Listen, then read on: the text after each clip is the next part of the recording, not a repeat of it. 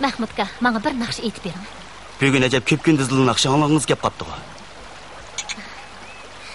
Etip berin, Mahmudka. Bolada, sizle anlayman deseniz, elbette etip berin.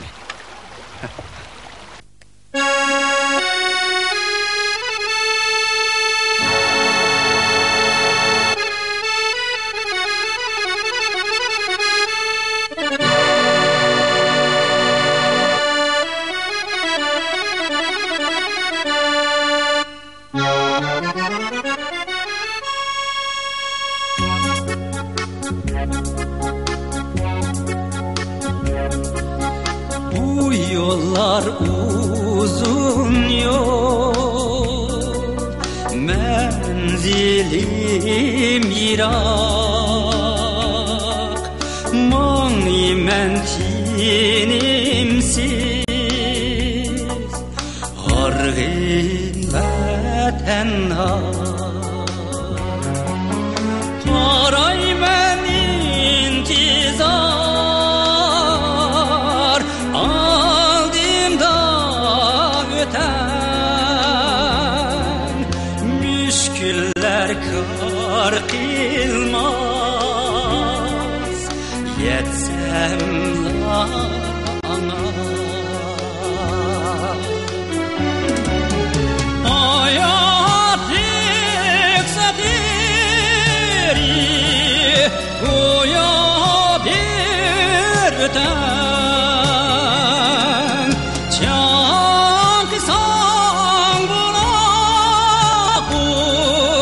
Yağmur adalda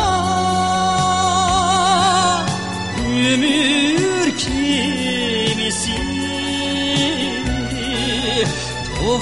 tohtigan qirgaq hayatlık gülsini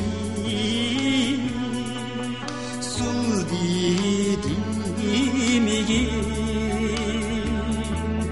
Çin sögü taber yar bular sana hayatlık gülşini su didimigi Çin sögü taber